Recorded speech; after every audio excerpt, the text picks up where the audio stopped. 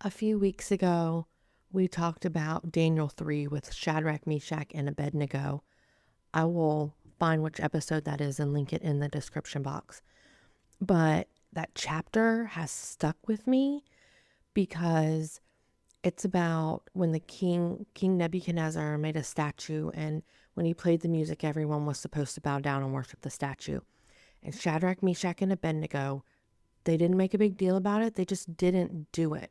They wound up before the king. He gave them a chance to do it again. They refused to do it.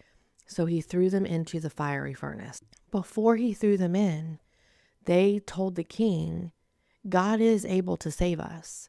But in verse 18 in chapter 3, they say, but even if he doesn't. And that phrase has stuck with me because for them, even if he didn't choose to keep them from the fiery furnace, they still were not going to bow down to the king's statue. They were willing to die for God. And as Pastor Robby preached yesterday morning, it took me right back to Daniel 3 because he preached on how John the Baptist ended up being questioned, thrown in jail, and ultimately murdered for living out the plan that God had for his life. And it just has me asking the question, even if. So if you only have time for this podcast or to listen to that sermon, go ahead and turn this off, go find that sermon and listen to it, because I promise you it's worth it. I will link it in the description box below as well. But before we get into everything that stood out for me and that I learned in the sermon yesterday, I just want to fill you in on my family stuff. So yesterday was absolutely crazy. My husband and I were up at the crack of dawn getting food ready for lunch after church. And when I say we, I mean him. And I was just talking to him while he was doing it. But we had 2 crock pots of beef stew. I was unaware that our oven did this, but there is a delayed start and a timer to turn off. And so we had mac and cheese cooking in the oven as we went to church and 2 crock pots running. And my husband is just a wonderful man in his ability to plan and cook. And he should probably own a restaurant. It was also baptism Sunday. We were doing all of this because we were having family over after church because Lois and Mila got baptized yesterday. Oh, I absolutely am still over the moon about that. I'm so excited. God answers prayers, guys. Keep praying for your kids. Keep praying for them. It was an absolutely packed church, which was amazing. We had 3 rows of just our family. The girls invited their boyfriends and they came, and their families came. One of the boys getting baptized is on a football team for one of the local schools, and some of his football team came, filled up an entire row. Guys, 20% of our youth group got baptized yesterday. Pray for our kids. In this crazy world that we live in, pray for them because they are craving Jesus and they can be world changers. And then we also kicked off summer nights at our church, which is our church's version of VBS. My husband and I and 3 of the kids got there at 5 o'clock to help set up. And we do not have any kids that were in the age group to participate, just the ones old enough to help with it. And it was still such a blessing to be there. I love children's ministry. I did not realize that I was going to love it the way that I did. But as soon as we started serving and started showing up for stuff like this, man, I just love being a part of it. So I slept amazingly last night. It was great. I had a hard time getting out of bed this morning, but I did it.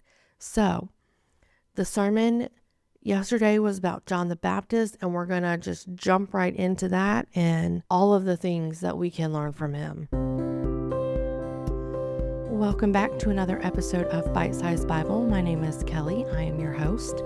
The goal of this podcast is to break the Bible down into bite-sized pieces to make it easy to understand, because we all know that the Bible can be confusing sometimes. There is nothing special about me. I am just an ordinary woman who loves God, and I want to share that love with as many people as possible for as long as possible. I do not have any special degrees, no special training. I am not an expert in the Bible. I just love studying the Bible and sharing what I learn. So I'm glad you're here.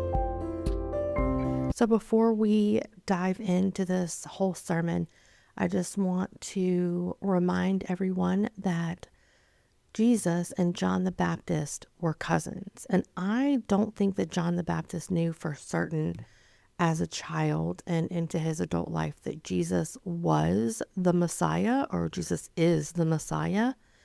But in Luke chapter 1, verse 41, Mary has gone to see Elizabeth when she gets word that she's going to be pregnant, or that she's pregnant. She goes to visit Elizabeth and she travels really far. And at the time, Elizabeth is pregnant and she's about to give birth to John the Baptist. And so John the Baptist is older than Jesus. But Luke 1:41 says, when Elizabeth heard Mary's greeting, the baby leaped in her womb, and Elizabeth was filled with the Holy Spirit. So I don't think that John the Baptist knew for certain that Jesus was, but to his core, like in his soul, as a fetus, he recognized the power of God. And so I'm sure that he had some sort of idea that he was, but God had not revealed that specifically to him yet. Okay, so the two things that I personally got out of this sermon, and again, please go watch it because it is just jam-packed full of good stuff. But one, you won't know the voice of God unless you're actively pursuing a relationship with him. And two, we need to trust God in good times and in bad times. So to start this off, like getting to know the voice of God, I want to read John chapter 1, verses 19 through 28. And it's going to start off saying this is John's testimony. We are talking about John the Baptist here and not John the disciple and the author of this book. Okay, so John chapter 1, verses 19 through 28, it says, now this is John's testimony. When the Jewish leaders in Jerusalem sent priests and Levites to ask him who he was, he did not fail to confess, but confessed freely, I am not the Messiah. They asked him, then who are you? Are you Elijah? He said, I am not. Are you the prophet? He answered, no. Finally, they said, who are you? Give us an answer to take back to those who sent us. What do you say about yourself? Verse 23, John replied, in the words of Isaiah the prophet. So in Isaiah chapter 40, verse 3, you can find this. I am the voice of the one calling in the wilderness, make straight the way for the Lord. Now the Pharisees who had been sent questioned him, why then do you baptize if you are not the Messiah, nor Elijah, nor the prophet? I baptize with water, John replied, but among you stands one you do not know. He is the one who comes after me, the straps of whose sandals I am not worthy to untie. This all happened at Bethany on the other side of the Jordan where John was baptizing. Okay, so a couple of things about this. One, when John said, I am the voice of the one calling in the wilderness, he knew that he was the prophecy being fulfilled, which is crazy to me. Could you imagine that? But when he said that, the priests and the Levites knew exactly what he was talking about. Everyone back then went to school to study the Bible. So when he started speaking, they knew exactly what he was talking about. So John's dad was a priest. John had the privilege of also becoming a priest to follow in his footsteps. He could have stepped right into the temple. He could have just become part of that, I guess, hierarchy of people, that elevated status of being a priest that people look up to. And it was almost like a powerful thing. But he didn't. He was a Nazirite. There's a lot of rules that go into being a Nazirite, but like no razors, no alcohol, like no dead things. You're not supposed to touch dead things. I'm not sure. I would have to look up all the rules. But he was weird. He lived in the woods and he wore these like weird clothes. And if you've ever watched The Chosen, they call him Creepy John. He just wasn't like part of society, but he had followers. He had people. It was like he was a rabbi, but this is what I want to point out is that you won't know the voice of God unless you are actively pursuing a relationship with him.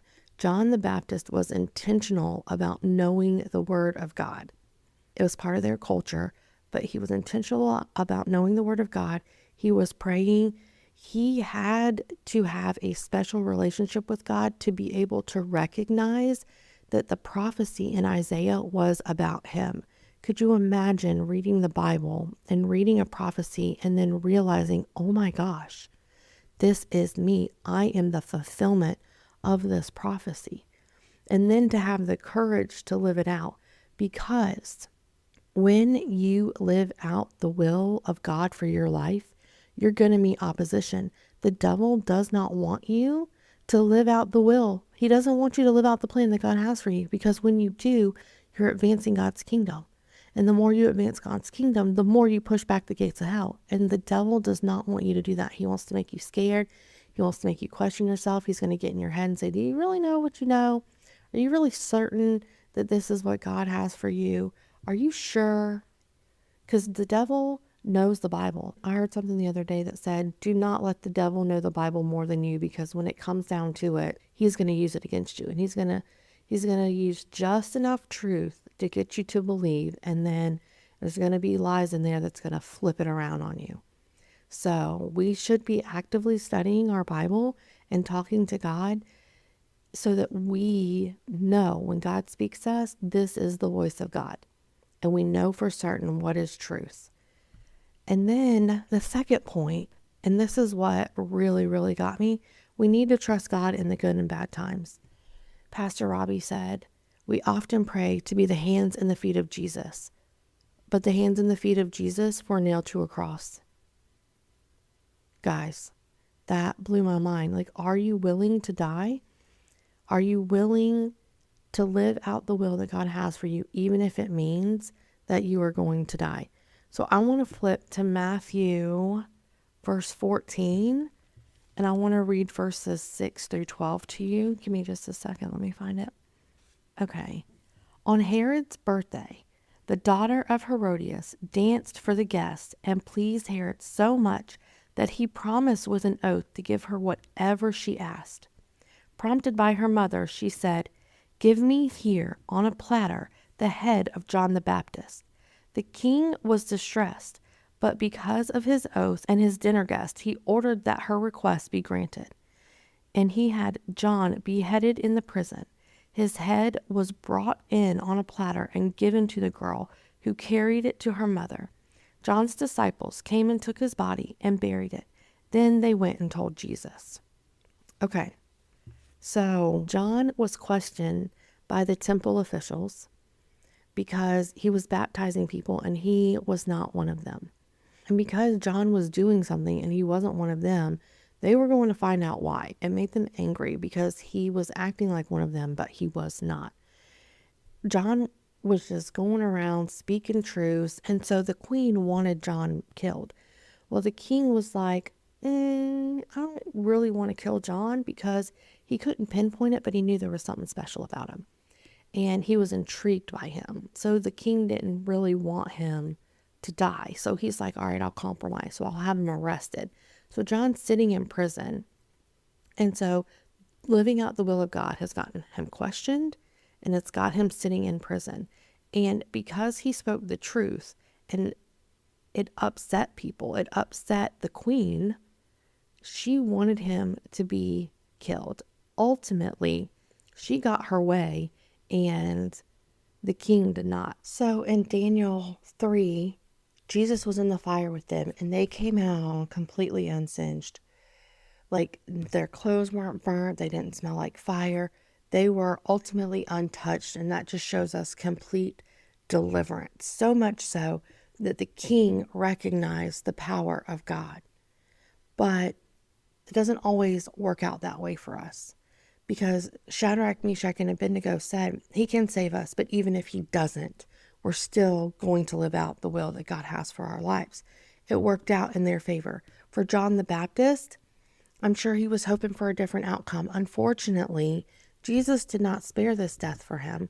I don't know why, but God's plans are always better than our plans. And I guarantee you, the minute that he had his head chopped off, he was standing in the presence of God. And what a glorious thing when you come face to face with God, for him to say, "Well done, my good and faithful servant. Good job. You lived out the will that I had for you. You did not falter." It wasn't easy. You might have had questions because John the Baptist did sin as he's sitting in prison. And he's wanting he's wanting Jesus to come deliver him because he knows what he's capable of. And Jesus isn't coming. So he sends word and he's like, "Hey, are you really who you say you are?" And Jesus was like, "You know what I'm doing. You know that I am who I say that I am." And unfortunately, it didn't work out for John the way that he wanted. However, we need to keep in mind that God's ways are better than our ways. And this is where it takes us. We need to trust God in the good times and the bad times. Proverbs 19:21 says, "Many are the plans in a person's heart, but it is the Lord's purpose that prevails." So we might have a plan, like I'm sure John the Baptist saw this playing out a different way, but God is ultimately in control, and we need to trust him. Even when things seem like they are absolutely at their worst, we need to trust that God has a plan and that his ways are higher than our ways. Even Jesus was tortured, mocked, murdered because of the plan of God. And if we look at Luke chapter 22, verses 39 through 44, it says, "Jesus went out as usual to the Mount of Olives, and his disciples followed him. On reaching the place, he said to them, 'Pray that you will not fall into temptation.' He withdrew about a stone's throw beyond them, knelt down and prayed, 'Father, if you are willing to take this cup from me, yet not my will, but yours be done.' An angel from heaven appeared to him and strengthened him. And being in anguish, he prayed more earnestly, and his sweat was like drops of blood falling to the ground. When he rose from prayer and went back to his disciples, he found them asleep, exhausted from sorrow. 'Why are you sleeping?' he asked them. 'Get up and pray so that you will not fall into temptation.'" Guys, even Jesus prayed that God took this cup from him. He knew what was coming for him. He knew it wasn't just going to be, okay, I'm just going to be beheaded. He knew it was going to be worse than that. He was going to be mocked. He was going to be ridiculed. He was going to be completely tortured. It is awful, the things that Jesus went through and the things that they said to him and the things that they did to him. But that was the plan that God had for the life of Jesus. And so Jesus lived that out. The plan that God has for our lives may not always be comfortable, but he is still God. He is still good, and his ways are still higher than our ways. So I guess the question that I have for you, are you willing to die for what you believe? Are you willing to die for the plan that God has for you? If that is what your purpose on earth is for, that you are a witness for him and that your death is to glorify him, are you willing to die for God? Once again, thank you for listening to another episode of Bite Size Bible. By listening, you help the channel grow, and it makes it possible to reach more and more people. If you've gotten something out of this, please like, share, comment, all of the good things so that it can continue to grow and we can continue to reach as many people as we possibly can. If you have any prayer requests or want to know more about giving your life to Jesus, leave a comment, or you can follow the link in the description box. It'll send a message directly to me, and I will be able to reach back out to you and pray for you directly. I post new episodes every Tuesday and Thursday, but if you want more content between then, you can find me on different social media platforms, and those links are in the description box. I'll see you guys soon.